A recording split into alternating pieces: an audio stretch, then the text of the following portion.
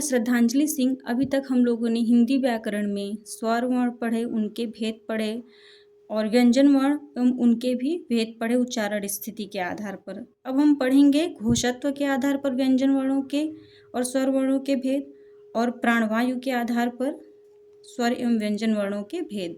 आइए सबसे पहले पढ़ते हैं प्राणवायु के आधार पर स्वर एवं व्यंजन वर्णों के भेद। देखते हैं प्राणवायु के आधार पर ये कितने भागों में बटा हुआ है। प्राणवायु के आधार पर इन्हें मुख्यतः दो भागों में बांटा गया है जो निम्न है, अल्प प्राण एवं महाप्राण। देखते हैं अल्प प्राण किसे कहते हैं।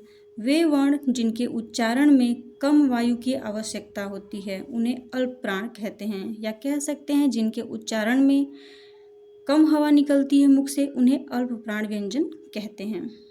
दूसरा देखते हैं महाप्राण।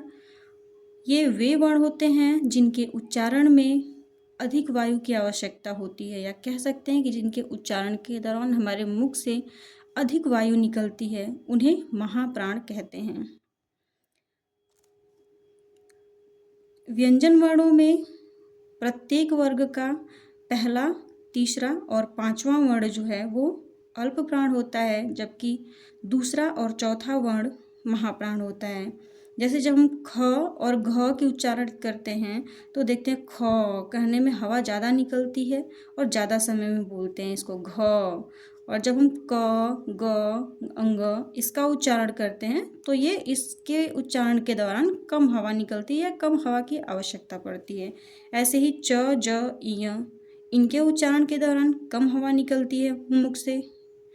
छ और झ ये च वर्ग के दूसरे और चौथे वर्ण हैं। ऐसे ही ट वर्ग का ट, ड और ड़ पहला, तीसरा और पांचवा वर्ण है, जबकि ठ और ढ ये दूसरा और चौथा वर्ण है। पहले ही हम बताया कि महाप्राण वे होते हैं जो दूसरे और चौथे आते हैं प्रत्येक वर्ग के, वो महाप्राण कहलाते हैं। पहला, तीसरा और पांचवा जो होता है वो अल्प प्राण में आता है। अब इन वर्गों के बाद कुछ हैं अंतःस्थ व्यंजन, जो हम पहले पढ़ चुके हैं। अंतःस्थ व्यंजन किन्हें कहते हैं। य, र, ल, व ये भी सभी अल्प प्राण में आते हैं, और जितने भी हमारे स्वर वर्ण हैं 11 वो सभी अल्प प्राण में आते हैं।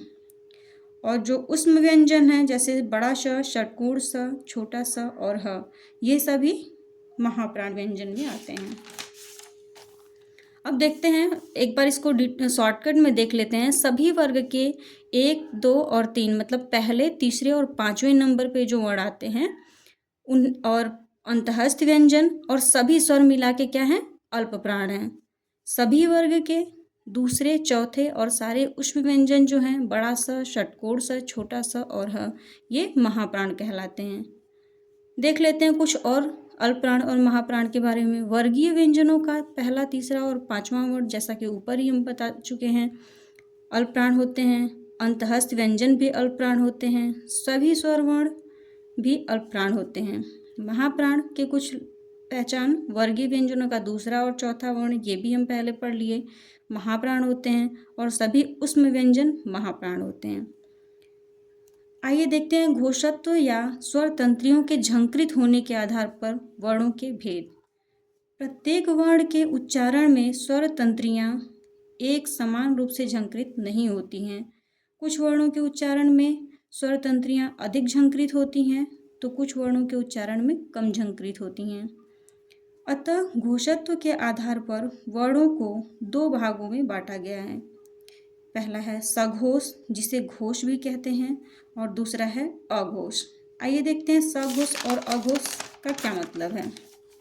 सघोष या घोष उन्हें कहते हैं वे वर्ण होते हैं जिनके उच्चारण में स्वर तंत्रियां अधिक झंकृत होती हैं, उन्हें सघोष या घोष वर्ण कहते हैं। अघोष वे वर्ण होते हैं जिनके उच्चारण में स्वर तंत्रियां कम झंकृत होती हैं, उसे अघोष वर्ण कहते हैं। देखते हैं अघोष और सघोष कौन कौन से वर्ण हैं। अघोष वर्ण प्रत्येक वर्ग का पहला और दूसरा अघोष वर्ण होता है, और सघोष प्रत्येक वर्ग का तीसरा, चौथा और पांचवा सघोष होता है। जैसे क और ख ये क्या है, अघोष वर्ण हैं। इनके उच्चारण के दौरान स्वर तंत्रिकाएं जो हैं वो कम झंकृत होती हैं। और ग, घ, ङ इसको बोलते हैं तो स्वर तंत्रियाँ जो हैं वो अधिक झंकृत होती हैं, इसलिए सघोष वर्ण हैं। जैसे च, छ यानी च वर्ग का पहला और दूसरा, ट, ठ ट वर्ग का पहला और दूसरा, त, थ त वर्ग का पहला दूसरा, और प वर्ग का पहला और दूसरा, ये सभी क्या हैं? अघोष हैं। और ऊष्म व्यंजनों में बड़ा श, षटकोण स और छोटा स, केवल ये 3 ही अघोष वर्ण में आते हैं।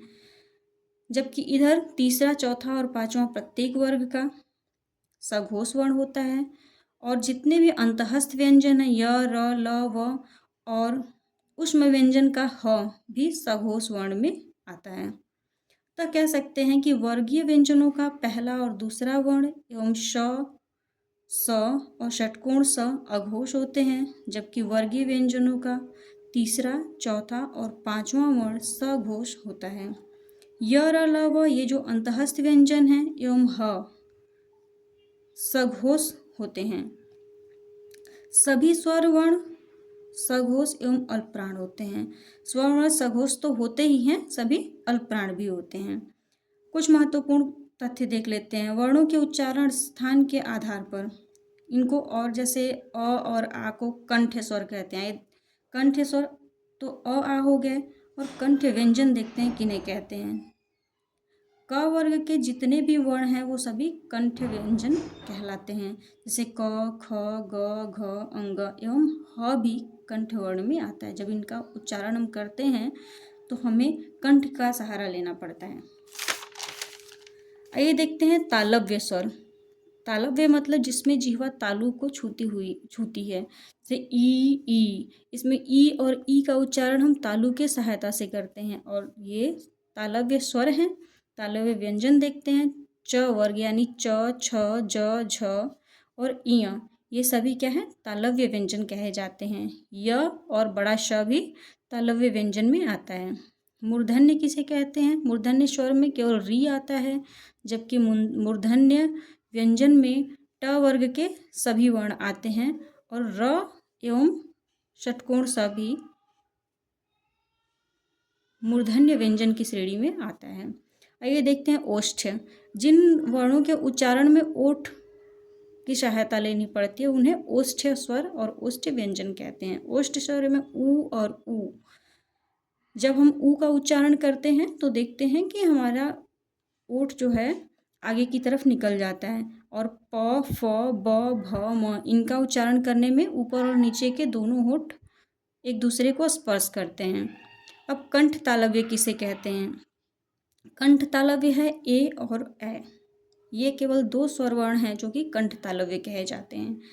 कंठोष्ठ है, जिसमें कंठ और ओष्ठ दोनों की सहायता से उच्चारण होता है, उसे कंठोष्ठ स्वर कहते हैं। जैसे ओ और औ का उच्चारण करने के दौरान हमारे कंठ से भी आवाज आती है और ओठ का भी प्रयोग होता है। दंत्य व्यंजन, दंत्य किसे कहते हैं? त वर्ग के सभी व्यंजन जो हैं वो दंत्य व्यंजन कहलाते हैं। जैसे त, थ, द, ध, न।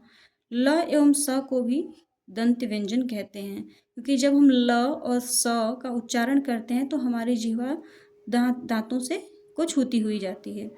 अब नासिक व्यंजन अंग, इय, ड़, न, म, या कह सकते हैं कि हर वर्ग का पंचमाक्षर जो होता है उन्हें नासिक व्यंजन कहते हैं। दंतोष्ठ किसे कहते हैं? जिसमें दांत और ओठ दोनों की सहायता लेनी पड़े। जैसे व, जब हम व का उच्चारण करते हैं तो दांत और ओष्ठ दोनों एक साथ काम करते हैं। आइए देखते हैं कुल अल्पप्राण व्यंजन या स्वरों की अल्पप्राणों की संख्या कितनी है, महाप्राणों की संख्या कितनी है। कुल 19 व्यंजन अल्पप्राण हैं, प्लस अनुस्वार 1 है और 11 स्वर हैं। सब मिला के 31 होते हैं। अतः कह सकते हैं कि अल्पप्राण की संख्या 31 है। देखते हैं महाप्राणों की संख्या कितनी है। 14 कुल महाप्राण व्यंजन हैं, एक विसर्ग है। अतः महाप्राण की संख्या कुल 15 है। आइए अब पढ़ते हैं शब्द। इसके भी आज कुछ भाग पढ़ लेते हैं कि शब्द किन्हें कहते हैं और शब्द कितने प्रकार के होते हैं। तो देखते हैं शब्द किसे कहते हैं। अभी तक हम लोगों ने पढ़ा वर्ण और स्वर वर्ण और व्यंजन वर्ण। स्वर वर्णों से मात्राएं भी बनती हैं, तो मात्राएं और स्वर वर्ण एवं व्यंजन वर्णों के सार्थक योग से शब्द का निर्माण होता है, या कह सकते हैं वर्णों के योग से शब्द बनते हैं। उसकी परिभाषा देख लेते हैं। वर्णों के सार्थक समूह को शब्द कहते हैं। सार्थक मतलब एक सही क्रम में रखा हो जिसका कोई अर्थ निकलता हो, अतः वर्णों का वह समूह जिसका कोई अर्थ हो उसे शब्द कहते हैं। शब्दों को अनेक प्रकार से विभाजित किया जा सकता है। एक तो है कि रचना या बनावट के आधार पर शब्द। रचना या बनावट के आधार पर शब्दों को 3 भागों में बांटा गया है। पहला है रूढ़ शब्द, दूसरा है यौगिक शब्द एवं तीसरा है योग रूढ़ शब्द। आइए देख, और दूसरे आधार पर है अर्थ के आधार पर सार्थक शब्द एवं निरर्थक शब्द। तीसरा है व्युत्पत्ति के आधार पर। व्युत्पत्ति के आधार पर इनको 4 भागों में बांटा गया है, तत्सम शब्द, तद्भव शब्द एवं देशज शब्द और विदेशी शब्द। तो फर्स्ट ऑफ ऑल हम पहला पढ़ते हैं। रचना या बनावट के आधार पर 3 प्रकार में बांटा गया है, रूढ़ शब्द, यौगिक शब्द और योग रूढ़ शब्द। देखते हैं रूढ़ शब्द किसे कहते हैं, यौगिक शब्द किसे कहते हैं और योग रूढ़ शब्द किसे कहते हैं। आइए पढ़ते हैं। योग रूढ़ शब्द वे शब्द जो वर्णों के सार्थक योग से बनते हैं तथा उनका खंड करने पर, मतलब उन्हें विभाजित करने पर या अलग अलग करने पर वर्णों में टूट जाते हैं तथा फिर वे वर्ण कोई सार्थक अर्थ नहीं देते। मतलब कि उनके टूटने पे या उनका खंड करने पर उनका कोई विशेष अर्थ नहीं निकलता, या कह सकते हैं कि उन खंडों में टूटने के बाद कोई अर्थ नहीं होता। रूढ़ शब्द होते हैं।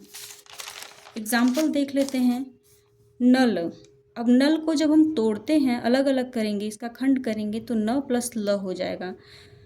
न का अपना कोई सार्थक अर्थ नहीं है और न ही ल का। जैसे चावल, जब इसका खंड करते हैं तो चा प्लस व प्लस ल बनता है। इनका कोई अपना अर्थ नहीं, ये सभी एक अलग अलग वर्ण हैं। वर्णों को पहचानेंगे कैसे? इन योग रूढ़ वर्ण शब्द जो होते हैं उनको पहचानेंगे कैसे? अक्सर जो है रूढ़ वर्ण मुख्यतः 2 वर्णों से बने होते हैं, जैसे जल, घोड़ा, पानी। ताकि अब इनका अलग अलग करेंगे इन्हें या इनका खंड करेंगे तो ये कोई भी अर्थ नहीं देंगे। अगर कोई भी शब्द 2 या 2 से अधिक वर्णों से मिलकर बना है तो फिर भी उसके टूटने पे या उसका खंड करने पे वो अलग अलग वर्णों में बंट जाता है, उन्हें रूढ़ शब्द कहते हैं। आइए देखते हैं, जैसे सवारी। अब इसमें वारी और स को अगर अलग अलग करते हैं तो भी उसका कोई अर्थ नहीं निकलेगा। न स का अलग से कोई अर्थ है न वारी का। और या तो इसे लिख सकते हैं स प्लस वा प्लस री, जिसका अलग अलग कोई होने पर कोई अर्थ नहीं है। आइए देखते हैं यौगिक शब्द किसे कहते हैं। यौगिक शब्द वे शब्द हैं जो 2 शब्दों से मिलकर बने होते हैं और उनका केवल एक ही अर्थ होता है, उन्हें यौगिक शब्द कहते हैं। मतलब 2 शब्दों से मिलकर बनते हैं, ना कि केवल वर्णों से, लेकिन उनका अर्थ एक ही होता है। जब यौगिक शब्दों का खंड किया जाता है या जब यौगिक शब्दों को विभाजित किया जाता है तो वह जिन 2 शब्दों से मिलकर बना होता है उन शब्दों में टूट जाता है और फिर उन शब्दों का अर्थ बना रहता है। मतलब जिन 2 शब्दों के योग से यौगिक शब्द बनते हैं उनका अलग अलग होने पे वो अपना अलग अलग अर्थ देते हैं, परंतु जब एक साथ जुड़ते हैं तो वो केवल एक अर्थ देते हैं, दोनों का अस्तित्व एक साथ नहीं रह जाता। जैसे देखते हैं सब्जी मंडी। अब यहाँ पे सब्जी क्या है? एक प्रकार का खाद्य पदार्थ है और मंडी उसको बेचने का स्थान। अब यहाँ पे जब हम सब्जी मंडी शब्द का प्रयोग करते हैं तो इसका केवल एक ही अर्थ लगाते हैं, सब्जी बेचने का जगह, बेचने का स्थान। अब आगे देख लेते हैं दूध वाला। दूध का अर्थ है एक प्रकार का पेय पदार्थ है ये, और वाला मतलब बेचने वाला, जबकि दूध वाला एक ही अर्थ देता है, दूध पहुंचाने वाला। ऐसे ही घंटा घर। घंटा का मतलब है समय बताने की घड़ी का घंटा, और घर वह स्थान होता है जहाँ घड़ी टंगी हो। लेकिन घंटाघर से हमारा क्या तात्पर्य है कि जहाँ पे घड़ी समय बताने वाला जगह हो वहीं घंटाघर कहलाता है। अब आइए तीसरा देखते हैं, योग ऋण शब्द। देखते हैं वे योग ऋण किसे कहते हैं। अभी तक हम पढ़े रूढ़ शब्द, यौगिक शब्द, और अब पढ़ेंगे योग ऋण।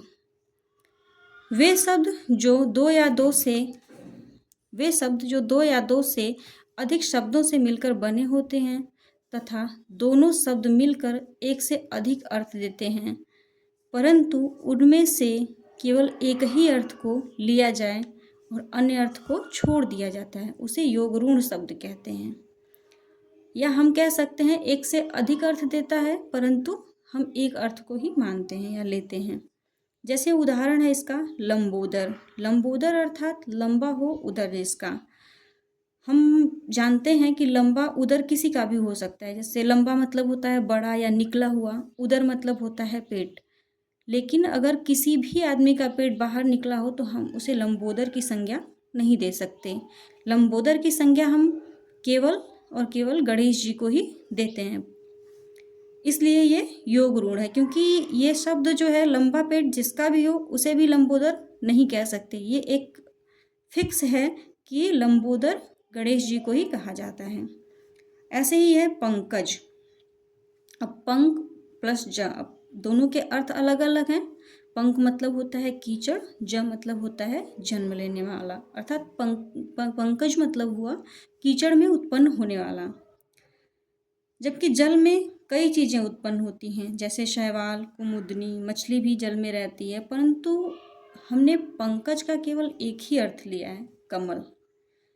हम मछली को या शैवाल को, फंगी को, कुमुदनी को, इसको हम कमल नहीं कह सकते।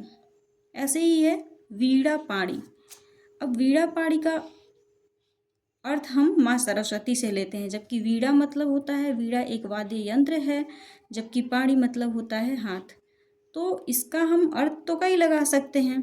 जैसे कि कोई भी अगर वीणा हाथ में लिया हो तो क्या उसे वीणा पाणी कह सकते हैं? अर्थ तो देता है, परंतु हम किसी को भी वीणा हाथ में लेने के कारण उसे वीणा पाणी या माँ सरस्वती नहीं कह सकते। ये वीणा पाणी शब्द एकदम बद्ध है किसके लिए? माँ सरस्वती के लिए। इसलिए ये क्या है? योग ऋण शब्द है। धन्यवाद। आगे हम कुछ इसके और भी भाग पढ़ेंगे, और जो दो बचे हुए हैं, जैसे कि अर्थ के आधार पर सार्थक शब्द और निरर्थक शब्द, और व्युत्पत्ति के आधार पर तत्सम शब्द, तद्भव शब्द, देशज एवं विदेशज शब्द, ये हम आगे की कक्षा में पढ़ेंगे। धन्यवाद।